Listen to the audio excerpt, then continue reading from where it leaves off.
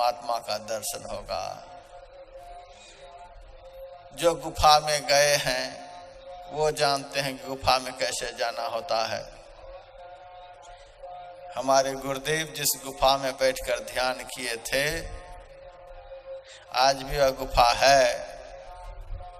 अब तो भाग्य मनुष्य का फूटा हुआ है, इसीलिए उस गुफा में जाने की फुर्सत ही नहीं। गुफा खाली पड़ी हुई है। गुफा रो रही है ध्यान करने वालों के लिए। गुरु महाराज तो गुफा में बैठ करके रो रहे थे, आज गुफा रो रही है कि कोई आए ध्यान करने के लिए, कोई आए ध्यान करने के लिए। गुफा को ध्यान करने वाले मिलते ही नहीं। गुफा रो रही है। जहां बैठकर गुरु महाराज ध्यान करते थे, मैं वहां गया हूं। बहुत दूर तक उस गुफा में खड़े खड़े जाना होता है। फिर कुछ दूर जाने पर सिर को झुकाना पड़ता है, फिर बैठना पड़ता है, फिर लुढ़क करके जाना पड़ता है, फिर किसी तरह शरीर को घसीट करके वहां तक पहुंचाना पड़ता है। जिस कदर आसानी से हम दुनिया में चलते हैं, उसी तरह से गुफा में नहीं चल सकते। हाथ पैर अंग प्रत्यंग को बिल्कुल समेट करके फिर उस संकीर्ण रास्ते में जाना पड़ता है।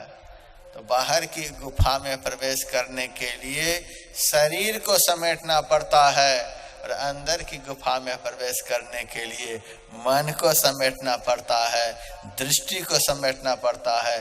दृष्टि का फैलाव जब बिल्कुल खत्म हो जाता है, तब अंदर की गुफा में प्रवेश होता है। दृष्टि और मन का फैलाव किस साधन से समाप्त होगा, उन साधन के विषय में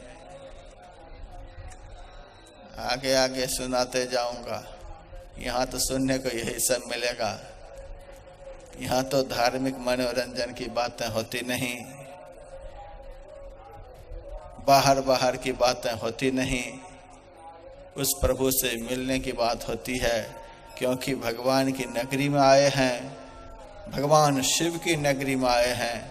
हमें 1 महीने में भगवान शिव का ज्ञान प्राप्त करके जाना है।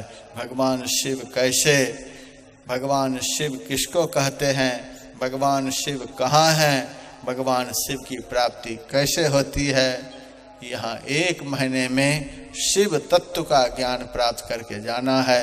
जीवत दशा से छूट करके जाना है, तब यहाँ आने का आनंद।